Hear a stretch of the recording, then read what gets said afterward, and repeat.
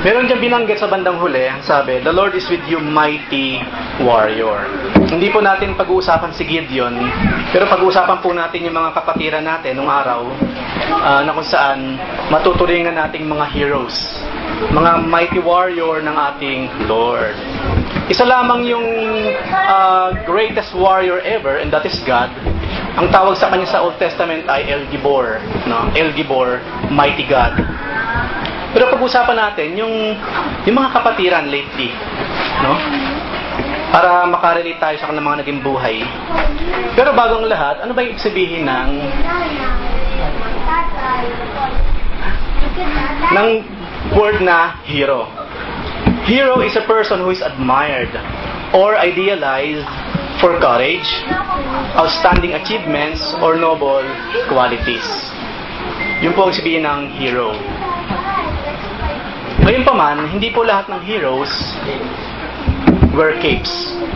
Kasi yun ang nakikita natin ngayon, especially nowadays sa mga movies, yung mga tinatawag na mga superheroes.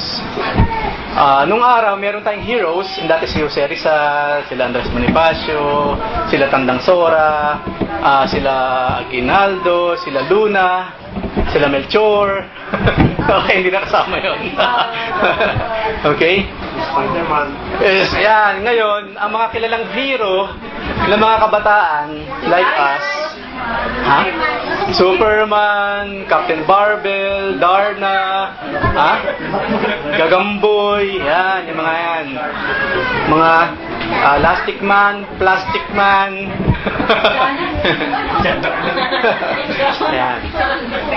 Pero hindi lahat ng hero, yung true to life hero, nakasuot ng costumes or ng capes. Ang katotohanan, biblically, may mga heroes, some of them just hold sticks. May mga hawak na tungkod. Yung ibang hero natin in faith, sa Biblia, fishing nets ang hawak. Yung iba naman, helping hands. Wala silang stick, wala silang net, pero meron silang kamay na marunong tumulong sa kapwa. At yung iba, ang taglay nila ay courage at loving care. So ngayon po, hindi tayo naghahanap ng klase ng mga hero na merong kapa, merong mask, na for some reason nagsalamin lang, hindi nakilala kung sino. No? Hindi naka-leggings, walang hammer, walang hawak na tungkod, pero merong courage, merong helping hands, at merong loving care sa bawat isa. I do believe in my heart, nag-e-exist pa rin mga hero nowadays. Okay, nag-e-exist sila. Kaya simple lamang po, ang pamagat ng mensahe sa araw na ito ay hero. So pag-uusapan po nating hero, syempre, walang iba kundi yung ating mga kapatiran ng araw. Yung ating mga heroes in faith. Ano ba sa Tagalog yung hero? Bayani, ano? Bayani. Bayani sa pananampalataya, mga hero in faith. So simulan na natin, huwag na natin pagtagalin. Ang hero number 1 po natin, si Noah. Hindi natin lalahatin. Ilan lamang yung ating pag-uusapan ngayon. Pag-usapan po muna natin si Noah. Paano naging hero ng ating faith si Noah? Simple lamang, Genesis 6:22. Noah did everything just as God commanded him. Simple as that. Naging hero sa faith si Noah kasi lahat ng inutos sa kanya ng Lord, tinupad niya. Alam natin ang kwento. Nasa kalagitnaan sila ng ilang. Malayo sila sa dagat. Matagal na panahon ng walang ulan. It's very, very unlikely na uulan, babaha, magkaka-tsunami. Dun sa setting po ng kwento ni Noah. And yet, nang sabihin ng Panginoon, gawin mo ito, gumawa ka ng arko, at ito yung mga materialis na gagawin mo, sinunod niya 100%. Wala kayong mababasa sa Biblia na nagmarunong pa si Noah. Lord, pwede po ba kamagong ang magamit? Kamagong? No. Kung ano yung binigay ng Panginoon na materialis na gagamitin, eksakto yun ang ginamit ni Noah. Hindi lamang yun, bago niya ginawa yun, very unlikely. Hindi lamang yun, maraming tao around him or them, ng kanyang pamilya, tinutuya sila. Tinutuya. Kasi alam natin by that time, lumabas na yung mga Nephilim, marami ng great men nung araw, pero they were against God. Kino-consider silang great men nung araw, pero great men according to the world. Pero they were against the Lord. Kaya nga ang Panginoon, tingnan niya nga ang mga tao by that time, kasi maraming ng tao by that time, yung panahon ni Noah. Diba, sabi ng Panginoon, I regret kung bakit ko panilikha itong mga ito. Diba, iba, kumbaga, inilalabas ng Panginoon yung galit niya. Yung to the point, tayo mismo, kapag sinabi mong buti pa, hindi na kita naging anak eh. Ibig sabihin, sobra na ang galit mo sa bata at sobrang tigas ang ulo niya. Pinaramdam lang ng Panginoon kung ano yung nararamdaman niya by that time. So, to make the story short, si Noah lamang at ilan sa kanyang mga pamilya ang nakitang meron pananampalataya. Sila lamang ang natirang righteous by that time. At hindi po kailanman magkakamali ang Panginoon. Inutusan siya, gawin mo ito ang kapamaraanan, ito ang mga gamit, eksakto, sinunod niya. Yun po yung klaseng faith na hinahanap ng Lord sa atin. No but. But Lord. Maybe Lord. No? Si Noah eksakto. He followed everything God commanded him. Hero number 2. Of course, hindi mawawala si Abraham. Simple lamang, bakit tinawag na hero sa pananampalataya natin si Abraham? Genesis 12:1, sa panimulain ng kanyang buhay, pananampalataya, the Lord had said to Abram pa lamang, hindi pa Abraham, go from your country, iwan mo yan, yung bansa ninyo, mga kamag-anakan ninyo, your people and your father's household, to the land I will show you. And the rest is history. We know what Abraham did. Basta sumunod siya sa Lord. How hard it is for us na lumabas sa ating comfort zones. Right? Napakahirap lumabas sa comfort zone, mga kapatid. Lord, nandun kasi lahat ng mga kaibigan ko eh. Dadaling kita dito, anak. Lord, kaso, nandito lahat ng mga kaibigan ko eh. Andito ang family ko, nakapag-set up na ako dito. Yung childhood memories ko, nandito sa lugar na ito, Lord. Tapos paalisin mo ako dito, papupuntahin mo ako sa lugar na hindi ko alam. Kasi wala pang mapa by that time. Hindi pa nag-e-exist. Yung sextant na tinatawag, yung ginagamit nila, wala pa by that time. Totally, alam niyo kung anong mapa ng araw? The stars. Tinitignan nila, marunong silang tumingin sa mapa, sa kalangitan. Yun ang sinusunod. Yun ang sinusunod nila. Pero ang tawag po doon, astronomy. Hindi astrology. Ang astrology po, yan, horoscope. Astrology ang tawag yan. Inilalagay mo yung kapalaran mo sa stars, sa moon. Astrology. Ang astronomy, branch ng science. Okay? Minamap nila yung mga stars. To make the story short, si Abraham, sinabi ng Panginoon, umalis ka dyan, pumunta ka dito. Walang kagatol-gatol, umalis po si Abraham. Sumunod siya. Pumunta sa lugar na hindi niya alam kung saan, kung anong dadatnan niya. Walang sinabing, at si Abraham nagpadala ng advance party sa lugar na yon, pinatignan niya, una, fertile ba yung lupa? Mabubuhay kaya doon? Masaya kaya doon? Malamig kaya doon? Presko? Meron kayang lake? Pwede akong mangisda paminsan-minsan? Masarap kaya yung mga prutas sa lugar na iyon? Pumunta ka doon, bumalik ka sa akin. Kapag gayon nga, okay, fine, I will go. Pero wala akong ginawang ganyan si Abraham. Sinabi ng Panginoon, mag-pack up ka, pumunta ka doon, at sumunod po si Abraham. No question asked. Just like Noah, no question asked. Hindi po nagtanong. Hindi sila naglagay ng checklist. Basta sumunod sila sa ating Panginoon. For us now, it's so hard. Kasi po, sanay tayo sa comfort. Umiinog ang buhay ng mga tao ngayon sa comfort. Yung paglabas sa comfort zone, dyan hirap na hirap ang mga tao. Diba? So paminsan-minsan po, magsanay tayo na hindi komportable. Dahil hindi lahat ng pagkakataon komportable ang paglalagyan sa atin ng Lord. At si Abraham po, hindi niya tinignan ang bagay na yan. Hero number 3. Of course, hindi mawawala si Joseph. So nakapag-settle na, nakarating na si Joseph sa Egypt. To make the story short, naging kanang kamay na siya ng Pharaoh.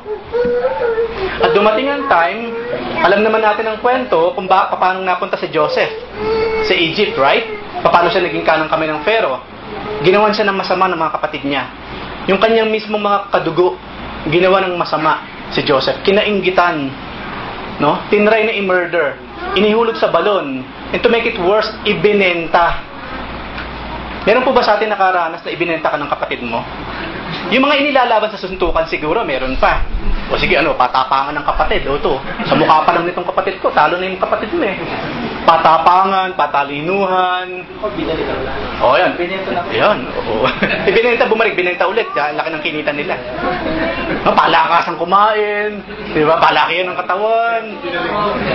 Sa ganyan mo, di ba sa ganyan mo inilalaban ng kapatid mo eh. O, pagwapuhan ng kapatid. O, ano?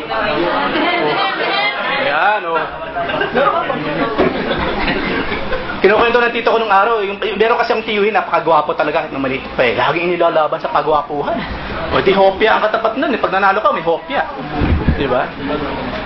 Eh kaso po si Joseph hindi ganon. Basta ibinenta siya for an amount.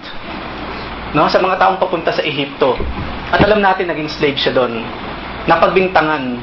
Ni-rape daw niya yung asawa ng amo. Nakulong siya ng 2 taon. Yung 2 nakausap niya nangako, natutulungan siya para makalabas, nalimutan na siya. So for 2 years, nasa dungeon, nasa kulungan si Joseph. At alam natin, binigyan siya ng Panginoon ng gift. The gift of vision. Nakikita niya yung mangyayari sa hinaharap. Dahil binubulungan siya ng Panginoon, this will happen in the future. Binibigyan siya ng Panginoon. At dumating nga ang time, nagkaroon ng panaginip yung Pharaoh, at si Joseph ang nakasagot. At yun ay naging turning point sa kanyang buhay. At naging kanang kamay nga siya ng Pharaoh. At dumating ang time, nagkaroon nga ng famine sa Canaan. So kinakailangan lang bumaba ng Egypt kasi maraming pagkain sa Egypt because of Joseph. Si Joseph ang nagbigay ng magandang idea paano tayo makakapag-ipon ng pagkain pag dumating itong tagutom na ito. At ito na nga yung pagkakataon. Nagpuntaan lahat doon sa Egypt, ang mga tao, kasama yung pamilya ni Jacob. Kasama yung mga anak, yung mga kapatid ni Joseph. At nung magkaharap-harap na sila, at nalaman nilang si Joseph pala, yung kanang kamay ng Pharaoh na kaharap, natakot yung mga magkakapatid. Because they knew what they did. Hindi po nakakalimutan yung mga kapatid. Kung kinain mo yung pagkain hindi para sa'yo, hindi mo na malilimutan yun. Kasi kinain mo, naging parte na ng katawan mo, naging kuko na yun eh. No? Naging kuko mo, naging buhok, naging balat. Hindi mo malilimutan, naging brain cell. Ganun naman ang pagkain, nagiging parte ng katawan eh. Hindi ko sinasabing pagkain ka ng kain ng baboy, magiging baboy ka, syempre, hindi. Kasi ibe-breakdown ng katawan mo yun eh. Yung protein ng baboy, magiging protein ng katawan mo. Yung taba na, magiging taba mo. Yung balahibo niya, I don't know. Kung magiging balahibo mo rin, yung ilong, wag naman sana. Pero you will not forget. Ganon din yung mga magkakapatid. Hindi na nalimutan. As of course, si Joseph po, hindi rin. Pero, ito ngayon, ang sabi ni Joseph, Genesis 45:4 and 5. So Joseph said to his brothers, kasi nagkakantatakot sila, nanginginig eh, "Come near to me, please." May please pa eh. Hindi. Lumapit nga kayo. Hindi. "Come near to me, please." And they came near, and he said, "I am your brother Joseph." Kasi talagang Pharaoh na siya eh. With the full splendor of Egypt, nasa kanya. "Whom you sold into Egypt." Ako yung kapatid niyo binenta ninyo. "And now, do not be distressed or angry with yourselves, because you sold me here, for God sent me before you to preserve life." Along the way ng buhay ni Joseph, sa kabila ng evil na ginawa ng mga kapatid niya, it was God's plan. Kaya po si Joseph, dahil meron siyang hero, siya po isa sa mga hero of faith. Punong-puno siya ng faith. Hindi niyo mababasang si Joseph nagalit, nakipagsuntukan sa kuya niya. Kasi inihuhulog siya sa balon, pinagsisipahan niya yung mga kapatid niya. Hindi na lumaban yan. Nung ibinenta siya, sumunod siya. Nung maging katulong siya or helpers, naging kanang kamay ni Potiphar, sige lang. Si Joseph po yung klase ng kapatiran natin na mayroong klase ng faith na ganito. Kapag sinabi ng Panginoon sa hangin, kumaliwa ka, kumakaliwa siya. Hangin, kanan, kumakanan si Joseph. Hindi po siya nag-a-against sa flow ng history in the making ng Diyos. That's why si Joseph po, wala siyang spirit of vengeance. Maging sa atin ngayon mga kapatid, who knew, like Joseph, may umaapi sa inyo, nagtutulak sa inyo palayo, along the way, at the end of the day, you will realize, ginagamit pala ng Panginoon ng taong to for me to fulfill something in His plans. At nakita natin, si Joseph ang naging dahilan para maligtas sa gutom ang kanyang pamilya. Maligtas sa gutom ang Israel itself, herself. Kaya nga po mga kapatid, kung may umaapi-api sa atin, of course, walang masama. Normal lang naman sa masama loob natin, right? Nagtatampo tayo, nagre-reklamo. Pero at the end of it, i-wrap up mo siya, gayon pa man Panginoon. Maybe you have a plan why these things are happening in my life. And I will trust in you. Ganun po si Joseph. Lord, I cannot see what is around the bend. Hindi ko na po kita. But isa lang ang alam ko, Panginoon. Kapag naroon ako, you will be there. Nandun ka rin, Panginoon. So sa atin, kaya nga, vengeance is the Lord. Wag po, mga kapatid. Gawin natin what is yung justice system. Gamitin natin, why not? Hindi ko sinasabing inaapin na tayo, wala lang. Oh, wala ka uling sahod ATM kasi tayo dito after 3 months ang sahod. Tapos, hindi, okay lang kasi kalooban ng Diyos to. I'm not saying, of course, do everything in our power, ipaglaban yung karapatan. Pag nagawa na natin what is humanly possible, then pray to the Lord. Lord, your ways are higher than mine. Maybe just like Joseph, meron pong mas magandang plano for me, at hindi lamang for me, para sa buo kong pamilya. At hindi lamang sa buong pamilya, sa mismong simbahan. That's how God works. Hindi laging smooth sailing. Pero laging smooth ang ending kapag ang Lord ang siyang gumawa. Kaya po, hero ng ating faith si Joseph, sumunod lang siya sa agos ng kwento ng buhay na gusto ng Panginoon sa kanya. He just did what he has to do. Kinukwento niya ang Panginoon, sinashare niya sa mga kakosa niya sa loob, kasi nagkaroon siya ng mga kakosa Hindi ba kung babasahin niyo yung kwento ni Joseph, kahit saan magpunta si Joseph, nagiging leader siya sa isang lugar. Kasi mabait yung tao hindi mayabang. Napaka-humble, samantalang napakatalino naman. Nagiging leader siya, naging leader ka agad sa household ni Potiphar sa sandaling panahon. Nang makulong, naging siya, mayor. Naging leader siya doon. Because we are born leaders. We are made leaders by the Lord, mga kapatid. Just make it a point, no? Huwag nating hayaang sumipa yung ating sinful nature. We are, all of us, born leaders here. Amen. We are. Dahil yun ang sinabi ng Panginoon. God did not design for us to be buntot or tail, but to be heads. Not just me, the elders, the deacons, kundi bawat isa sa atin. Bawat isa po sa atin. So just like Joseph, God is leading us somewhere. Let's just trust the Lord. Gawin natin what is humanly possible, dapat natin gawin. Then, the end result, ang Lord lagi ang siyang magbibigay. Hero number 4, walang iba, syempre naman, si Moses. Hebrews 11:25. Why? Moses chose to be mistreated along with the people of God rather than enjoying the fleeting pleasures of sin. Yan po ang binanggit sa Faith Hall of Fame. Kaya nakasama si Moses, hindi dahil sa meron siyang tungkod na meron superpower, nabibiyak niya yung dagat, nang hipuin niya yung bato, nagkaroon ng tubig. Hindi Nakasama siya sa Faith Hall of Fame because of this attitude or faith na meron siya. Si Moses po naging anak siya ng anak ng Pharaoh. Royal. Pero according dyan, sa binasa natin sa aklat ng Hebrew, pinili ni Moses yung lusak, basta't kasama yung mga anak o mga tao ng Diyos, kesa sa fleeting pleasures of Egypt. Ng mga panahon na yun, mga kapatid, Egypt, yun yung pinakarurok ng katagumpayan ng human civilization. Yan yung pinakaginto by that time sa kalagitnaan ng disyerto. The rest, lusak. Isa lamang yung civilization by that time na nasa full splendor, and that was Egypt. Pero hindi po tinignan yun ni Moses. Sumama siya kasama ang kanyang mga brethren sa hirap, mga kapatid. Sa hirap. From being full of pleasure in life, pinili niya yung kawalan ng pleasure for the Lord and for the brethren. Yun ang tinignan ng writer ng Hebrew. Moses has the chance na hanggang mamatay siya, puro yaman. No? Puro steak ang kinakain, puro hamon. No? Red salmon, pink salmon, black salmon, lahat. Pwede. Crocodile meat, marami nun sa Nile, kung gugustuhin niya. Yung sapatos niya, balat ng crocodile. Yung t-shirt niya, talagang crocodile. Ganun siya. No? Kung yaman na pag-usapan natin, nasa kanya na lahat, pero sabi ni Moses, no. Mas pipiliin ko ang lusak, basta kasama ko ang Diyos, kasama ko ang kanyang mga anak. Doon po tinignan si Moses. At idediretso ko po yan, hindi ko lang nailagay. The reason po na ganyan ang thinking ni Moses, kasi naniniwala po siya sa resurrection, that this life on this planet is not the ultimate life. No, it's not. Naniniwala siya sa coming Messiah. na nag-o-offer ng resurrection. Yung pong doctrine of resurrection, hindi lamang sa New Testament. Basahin niyo yung parte na yan, you will see. The reason na nagkaroon ng ganyang klaseng faith si Moses, because he knew, pagkabag namatay ako, I will be alive again. At anumang merong splendor ang Egypt, walang sinabi yan sa klase ng life na ibibigay sa akin ng aking Diyos. At nabanggit po doon si Jesus Christ. Pero hindi tinatawag na Jesus Christ si Jesus Christ noong unang panahon. He just called Messiah. He's just called Yahweh. He's just called the Anointed One, the Son, and so on and so forth. Ngayon po, marami pang Old Testament heroes tayong pwedeng pag-usapan, pero tumalo na po tayo sa second part, sa New Testament.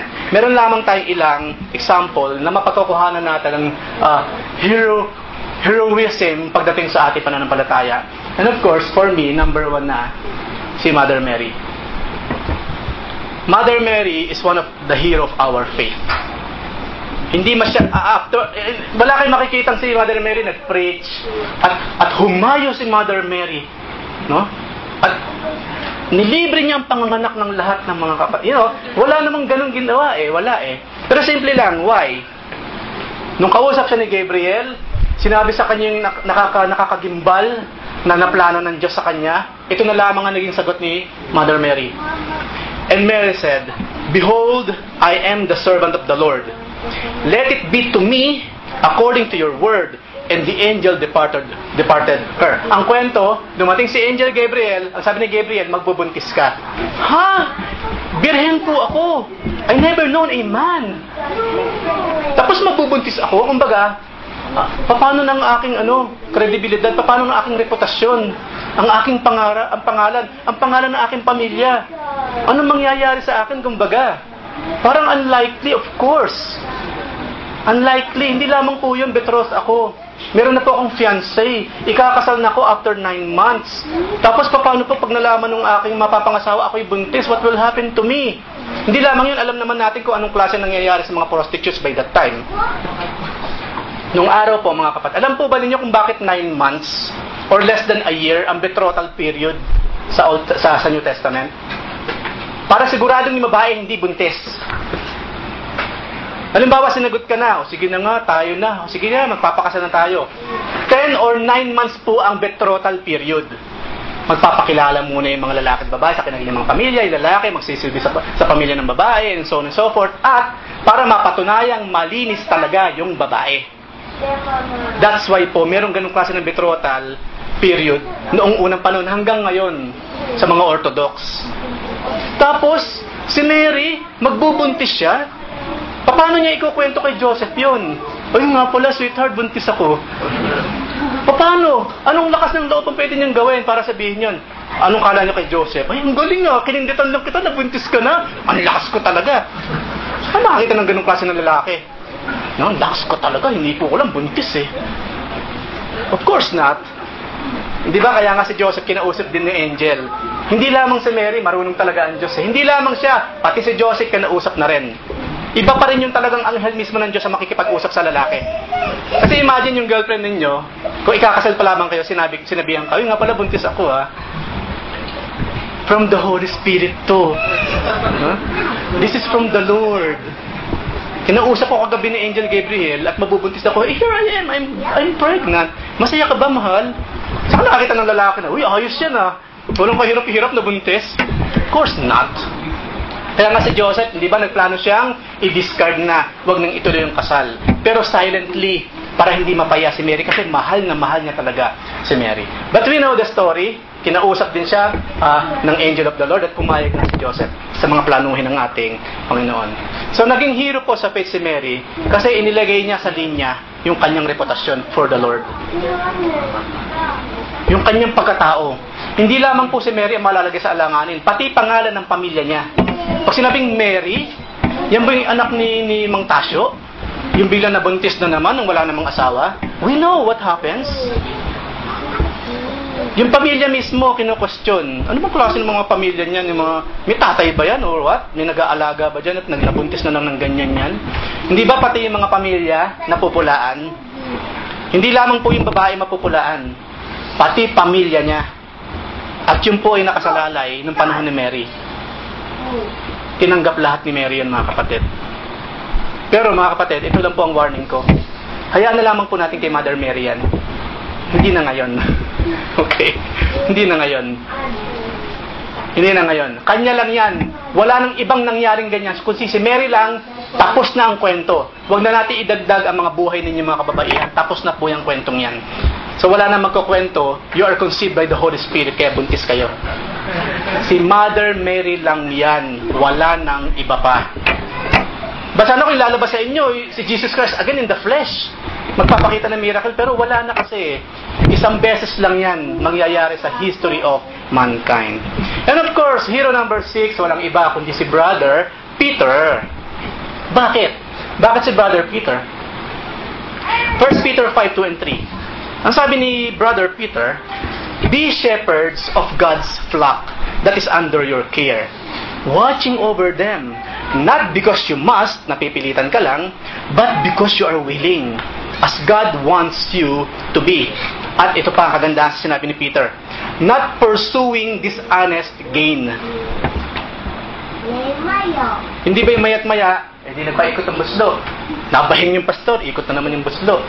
Medyo nangati yung paa, ikot na naman ang buslo. Ubos ang pera ng mga members. Yung pastor yumaman. Yan po yun, dishonest gain. But eager to serve. Hindi lamang yon. Sabi niya, not lording it over those entrusted to you, but being examples to the flock. Marami ngayon lordship leadership. Ang Panginoon na yung pastor. Kaya yung mga members takot lahat. Uy, bakit mo ginagawa yan? Sabi ni pastor, bawal gawin yan ha. Baka tamaan tayo ng kidlat. Sabi niya kasi tinatamaan ng kidlat yung mga hindi faithful sa Lord. Saka ingat ka, baka bumiyak ang lupa or what. Kaya bigay na natin lahat ng sahod natin kasi yun ang sinabi ng Lord through our pastor. Ang dami pong ganyang klase ng churches nowadays. Mag-iingat po tayo mga kapatid. Eh di, dinignan yung buslo. Kulang to, paikutin ulit. Umikot ulit, di ba? Kulang to sa panghulog sa kotse. Sige, ikot pa. Kulang to, pambili ng jet. Alam ba ninyo, maraming pastor ngayon, hindi kotse, hindi nagkakasya sa kotse. Ang gusto, jet. Hindi lang basta jet, syempre. Yung dalawa yung pakpak na ganun. Hindi, syempre ganun. Tora-tora yun eh. Yung mga bago, yung mga Lockheed Martin. Yung mga magaganda. Con Air? Okay.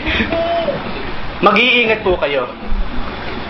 Especially, na kapag may sinabing pastor, parang siya na ang Diyos. Na wala na kayong pwedeng masabi pang iba.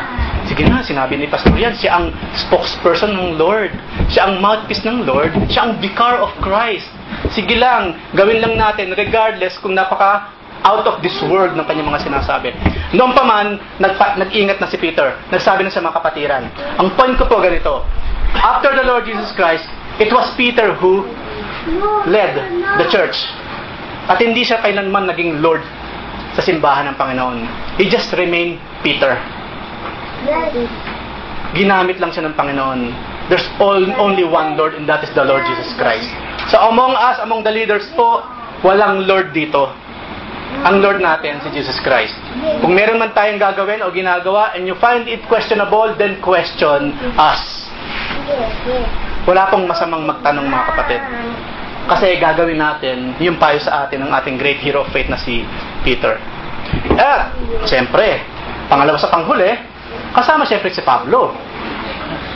Bakit naman natin nasabing hero sa ating faith si Pablo? Simple lamang, isa ito sa pinakapaborito kong sinabi ni Paul sa kanyang entire life. That I may know Him and the power of His resurrection and the fellowship of His sufferings, being conformed to His death. Nung sabihin po yan ni Paul, nakapila na siya sa death row. Meron nang dumating sa kanyang balita na he will be about to die. I-give up na yung kanyang tent. In short, i-execute na siya, mamamatay na siya, bilang na ang kanyang araw on this planet. Alam niyo ano sinabi ni Paul? I want to know Christ more. Yung natitira ko pang araw sa mundong ito, bago ako ma-execute, bago ako patayin because of the Lord, yung nalalabing araw, I want to know Christ more and more and more.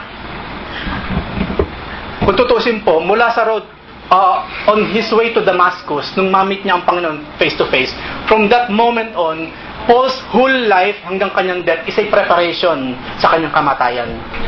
He was already ready to die. Anytime. Kaya nga sa book din ng Philippians, mababasa natin yung ano? For me, to live is Christ, and to die is gain. Anytime po mamatay si Paul, walang problema sa kanya. Kasi gustong-gusto niya makita face-to-face ang ating Lord. Kaya po siya tinawag na hero sa faith. Ito yung taong wala siyang isinusubi para sa sarili. Yun po yung tinatawag na reservation. Marami po, no? Marami sa mga Kristiyano ay pumasok sa ministry kasi merong reservation. Ay, natatawag pala sa ganitong klase ng ministry. Kaso kapag sumali ako sa ministry na yan, mababawasan yung oras ko para sa sarili ko eh. Ay, merong kailangan ng Panginoon para sa ganitong ministry. Kaso kapag tinanggap ko yung ministry ko, yung pera ko, hindi ko na solo. Yung time, yung talent, yung treasure, hindi ko na masosolo. Kaya, saka na lang siguro. Yun po yung tinatawag na reservation. Nagsusubi ka para sa iyong sarili to the point, hindi mo nagagawa yung panawagan ng Diyos sa'yo. Minsan nga, tulog lang ang pinag-uusapan eh. Friday na nga lang ang day off ko. Ang sarap matulog. Saka late pa ako matulog sa Thursday kasi ang dami kong trabaho eh. Siguro naman maiintindihan ng Panginoon kung mag-aaptosawa ako ng tulog kapag Friday. Hindi ba ang tulog naman gift from God? Ayan. Yung maraming mga katuwiran na palinghado. Kapag tinawag ka ng Diyos, kasi alam ng Diyos, kaya mo. Hindi ka naman tatawagan ng Panginoon para pahirapan ka lang. Because you can. And because He will help you. Kaya pag sinabi mong hindi, ayaw mo, then you're just reserving something for yourself. You are just making excuses. Okay? So remember Paul, he gave everything to the Lord. And I'm telling you mga kapatid, and be honest with yourself, hindi pa talaga natin na ibigay lahat-lahat para sa Lord. No. No. Kaya nga po ang challenge ko sa ating lahat, isang tayo na praise and worship, nagtaas ka ng kamay, make it sure you're worthy of it. Because you really cannot fake it. The Lord knows if it's just emotion or fake. Sumusunod ka lang sa flow. He knows. Kapag nagtaas ka ng kamay sa Panginoon bilang pag-surrender, make it a point, talagang surrender ka. Hindi mo masasabing you are totally surrender kung 99% lang. That is not total surrender. 99.99%, that's not total surrender. Pag sinabing total surrender, kaya ka nagtataas sa kamay, 100%. Or else, tawagin mo lang ganito, Lord, I partially surrender myself to you. Para mas malinaw pa. Ayan, kalahati. Brother, bakit pag nagtatas ka ng kamay, kalahati lang? Eh, wala eh. Kalahati lang ang pwede isuko sa Panginoon talaga eh. No? Eh, wag mo nang gawin kung ganun din lang. Ayaw ng Lord, kung mainit ka raw, dapat mainit ka. Kung malamig ka, malamig ka. Kung maligamgam ka, ayaw ng Lord ng ganun.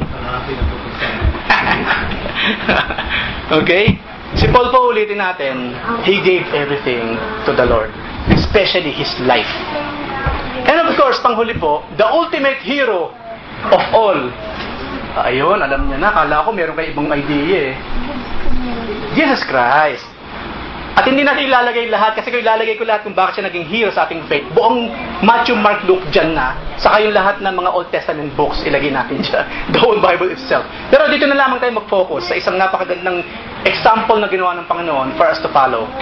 Mababasa po natin sa Philippians 2:5-8. Ang sabi ni Paul, in your relationships, ang kausap tayong lahat, sa inyong mga relationships with one another, sabi niya, have the same mindset as Christ Jesus. Maging katulad kayo ng pag-iisip, kaisipan ni Jesus. Who, being in very nature God, so sinabi ba sa Biblia ang si Jesus Diyos? Malinaw sa binabasa natin ngayon. Si Jesus Christ, in his very nature, Diyos siya. Okay? Being in very nature God, did not consider equality with God. Ibig sabihin kasi magkakatawang tao siya eh. Kapag tao ka, hindi ka na equal. Pero alam natin ng Panginoon, 100% God, 100% man. At sa kanyang humanity, syempre, hindi siya pantay. Tao nga eh. Yun po ang pinag-usapan dyan. He did not consider equality with God something to be used to his own advantage. Rather, He made himself nothing by taking the very nature of a servant, being made in human likeness. Si Jesus po, na magkatawang tao, nagkaroon siya ng human likeness. Kasi nga, Diyos siya eh. Diyos siya. So, nagkaroon siya ng human likeness. And being found in appearance as a man, so hindi siya tao, pero na makita siya ng tao, mukha siyang tao. Kasi nagkatawang tao siya. Ganun na kasimple yun.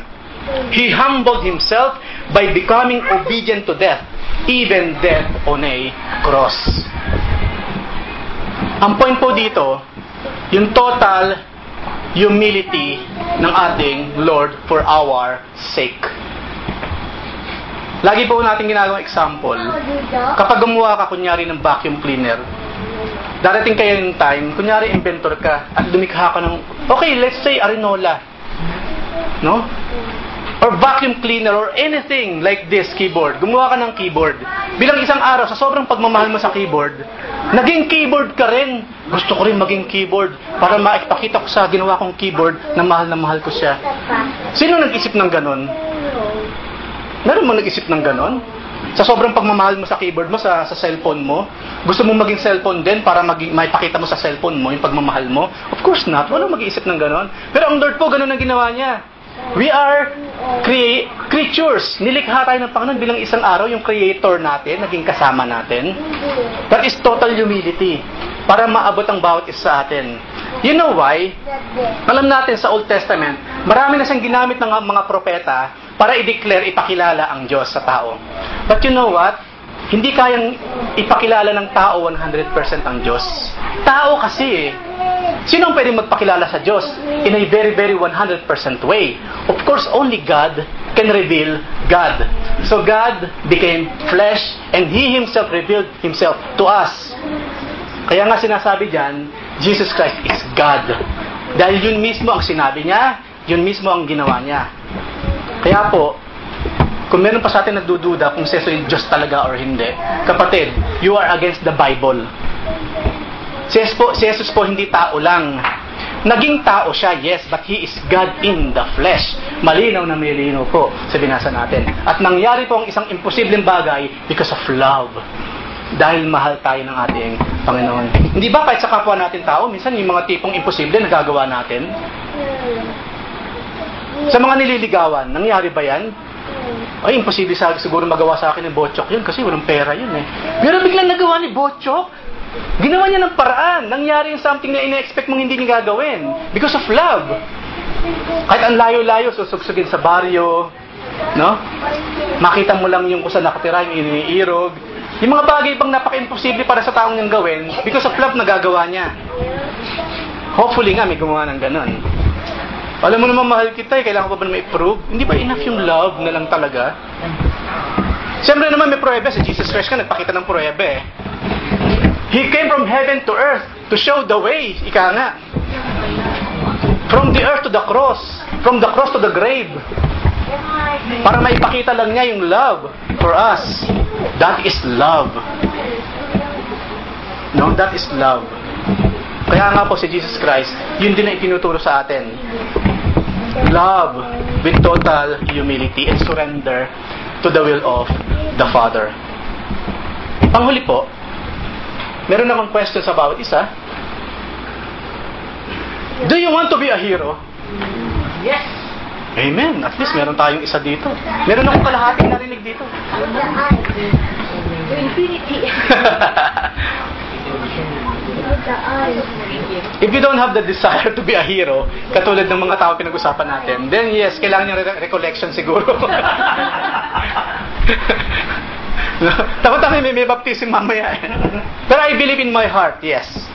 Hindi man tayo nag-amen, yes. We desire to be heroes. In God's terms, syempre. Hindi sa term ko, gusto mo maging hero? Kape. Of course not. Yung pagiging hero na ang Diyos mismo magbibigay ng term. And I believe bawat isa sa atin, no, we have this desire. So, if we want to be a hero, number one, sa ating mga pinag-usapan, katulad ni Noah, then let's obey God's words. Number one naman yun eh. Then sundin natin ang sinasabi ng Lord, hindi lamang yun. Number two, we must trust God's leading. Mga kapatid, let me tell you something. God's leading is not always what we want to expect. Kasi tayo in-expect natin bed of roses lagi na, Lord, I want to follow your leading. That's puro process, puro, palachuchi or what. Of course not. Hindi laging ganun Minsan rough road talaga. Hindi lamang yun. Baka Via Dolorosa ang daanan mo. The way of suffering. Pero ang dulo naman, glory for the Lord. So trust God's leading. Like Joseph. And of course, number 3. Abraham. Number 3, follow God's principles like Joseph. No revenge at all. Nalulungkot tayo, pinagpe-pray natin yung maaway sa atin. Gamitin natin yung justice system ng mundo. But then again, wag natin ilagay yung justice sa ating mga kamay. Kasi you never knew. Meron palang grand plan ng Lord kung bakit nangyayari yan. Sa dulo, glory. Glory for Him, and of course, for us. Better things for us. And number 4, if you want to be a hero, choose God rather than the fleeting pleasures of sin. Katulad ni Moses. Kasi yun ang ino-offer ni Satan, di ba? Lust of the eyes, lust of the flesh, and the pride of life. Ano bang umaagaw sa oras natin sa gawain pag Friday? Tell me. Kasi nagpe-pray ka? Ay, pasensya na po, hindi makakadalo kasi ako magpe-pray ako the whole day. Come on. Bakit hindi ka makakadala sa Friday? Kasi talagang sa sobrang pag-aaral ko ng Word of God na ayokong bumitaw. Marathon to sa pagbabasa ng Word of God. Come on. Ano ba talagang dahilan kung bakit merong mga Kristiyano kapag Friday hindi makadalo? Of course, fine, may trabaho. Pero valid na trabaho. Ano pa? Bakit? Of course, hindi ba yung katamaran? Tamad. Tamad maligo, tamad gumising, pero kumakain naman.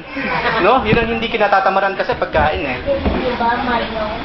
So katulad ni Moses, kailangan piliin natin ang Panginoon. Rather the fleeting pleasures of sin. And number 5, of course, if you want to be a hero, submit to God's sovereign plan.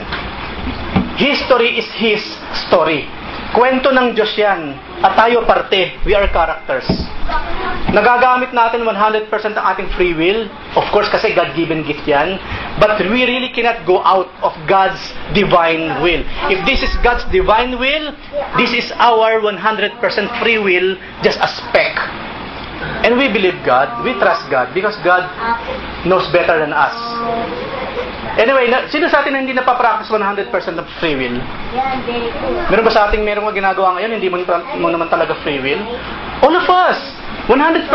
Pero, at the same time, hindi rin naman tayo lumalabas sa grand plan ng ating Lord. Paano nangyari yun? Diyos siya Walang imposible sa Kanya. Okay, every day mag-unfold yan. Glory to another glory. You will see the wonders of how God works in our lives. And of course, number 7, or number 6, lead God's flock with utmost care and good example. Hindi lamang sa mga leaders, kundi sa ating lahat, regarding sa mga unbelievers. Ang sabi nga sa isang nabasa nating post, di ba? Be careful on how we live. Because we may be the only Bible na binabasa ng mga tao around us. Hindi kasi nababasa ng Biblia mga unbelievers. Sino binabasa nila? Tayo. Hindi ba born again yan? Oo, bakit Friday, alas 12 na, nandito pa? Minsan makakarinig ka ng ganun Minsan yung unbeliever pa magsasabi, hindi ba Friday ngayon? Oo, bakit? Hindi ba may magawain kayo? Oo. Ano oras yun? Alas 10. Alas 12 na. Unbelievers pa nagpapaalala sa mga believers. Ulitin ko po, hindi nagbabasa ng Bible yung mga yan. The only Bible na babasahin nila, ang attitudes, ang character, ang buhay ng bawat isa sa atin. Be careful. Me in my heart, I do believe this. Maraming tao ayaw lumapit sa panahon ni Jesus, hindi dahil ayaw nila kay Jesus. Ayaw na doon sa tao na naglalapit sa kanila kay Jesus. Sasama ako sa iyo, matulad ako sa iyo.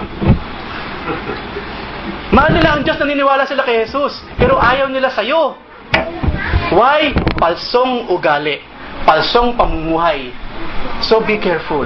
Maging magandang example tayo, mga kapatid. Hindi yung kada hallelujah, hallelujah, tapos ang sama na ugali mo. Parang naging kabastusan na yun sa Panginoon. Kabastusan siya, hindi lamang yung mga tao hindi maniniwala sa iyo. Hindi sila maniniwala sa atin, kasama po ako. Number 7, Know Christ more to be more like Him. Gusto mong makatulad si Jesus? Basahin mo, kilalanin mo siya maigi. Napansin niyo yung mga mag-asawa later on daw nagiging magkamuka? Yeah. O, tingnan mo si Jacob. Talagang full denial ka agad.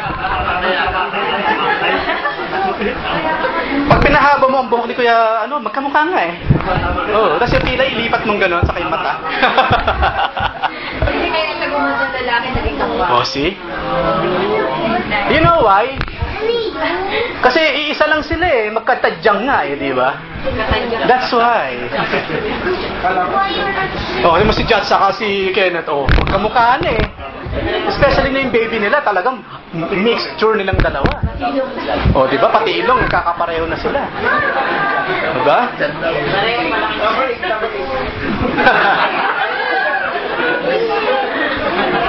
So, ganun din sa Lord.